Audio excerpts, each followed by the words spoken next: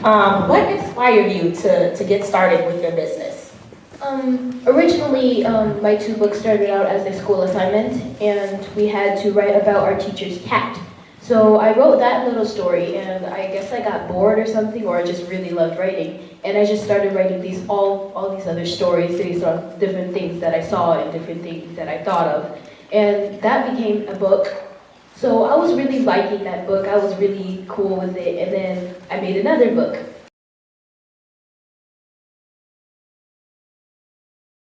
To be a pretty long story, so I was like, okay. And I made it into a second book, and now I am, I guess, officially an author. What inspired me to get started for my book? Well, since second grade, I used to love writing, and so it was just one of the things that I love to do in my free time, or I like to write stories and books. And so when the thought of just writing a book was a great idea. Like, you get to have your name and your story, whatever you write about, out in the open to the public, and it was just really fun. And for you, Nia, what is the best experience that you've had so far as a business owner? Because I know you helped your mom for a little bit, but then you end up taking it over. So what's your best experience? My best experience was kind of getting on Windy City Live, because it kind of took my business to like the next level. Like, before, I was kind of getting orders from family members and family friends and like stuff like that.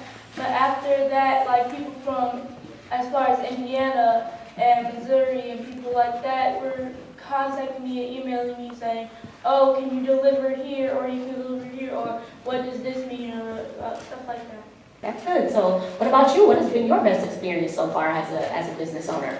I guess seeing smiles on people's faces, seeing that parents are really happy to see that their child is actually interested in some type of book. I don't know if it's just the cover of a book, or is it what's inside the book that draws customers to you. But it's always the parents. They're always smiling. They're like, "Ooh, yay, my child is reading." Like, it's always happy and stuff. If you had a challenge so far, like what has been maybe, your biggest challenge? Business-wise, it's really, before Windy City Live, like, trying to get customers was really hard, because people were kind of like, "Oh, I'll take a card," but like really never contacted or anything. I think the biggest challenge for me is trying to balance like my life and like business life. Like, I know that business takes time, but sometimes I really just want to like relax, on Saturdays. But some Saturdays I have to get up and do orders. So it's that, I feel like that's the biggest challenge for me, trying to balance both me and then my business self.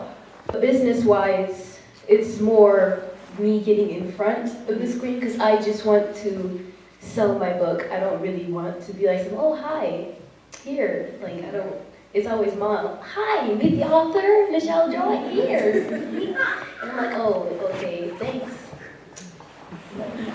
As a student, how do you manage being able to take care of your business and be a student at the same time? So what I do, I try to pay as much attention as I can in class, so I can just get my homework done. So when I get home, I don't have to worry about any of that. So like, when I get home, I know if I do have an order, even if I don't know, and my mom will tell me, "Oh, you got an order for such and such and such and such." I already have what needs to be done, so I don't have to be worrying like, "Oh, the cake's in the oven, so I should probably do my math homework," and I don't have to do all of that. So. Okay. I try to, like Nia said, I try to pay as much attention in class as I can, so then I can apply that to my writing while I'm doing that, and I'll listen, "Oh, this means that," or whatever, and I can put that in there because that's figurative language or whatever. And it's more like that, because then I will find time to do events, I will find times to do orders, I will find times to do that while still I'm writing.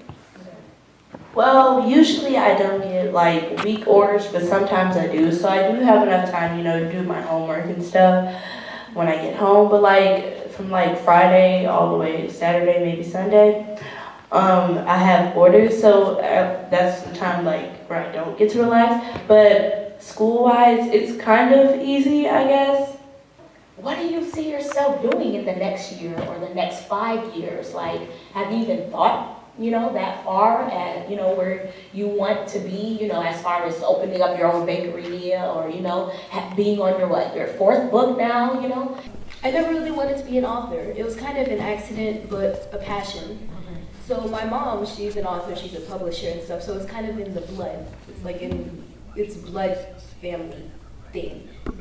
But I don't really know what I want to do. I'm focusing more on the arts section and music and dance, but maybe I might come out to be a reporter or something like that. I plan to have a few more books published, and I think for my business, I think I want to maybe kind of upgrade, I guess, or level up with something, try to change things around and maybe tweak some things to make it better than it was already.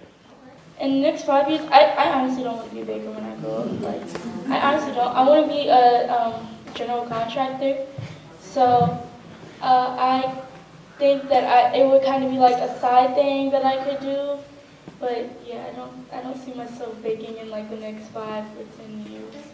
Hey, man, the sky's the limit. The sky's the limit. Each and every one of you have so many different talents, and that's great that you all are using them now. And as you get older, you'll continue to use these talents, and you may develop new ones. So what advice could you give to your peers, or just, us in the audience about, just being an entrepreneur or someone who does want to start a business? What's some advice that you can give them? Follow your dreams, I don't know what I want to be when I grow up. I'm still trying to find myself and what I want to do. But if you know that you want to do something, and if you keep practicing and getting better at it, you should do it before you get rid of that talent, because if you get rid of that talent, you will never be able to do what you've always loved.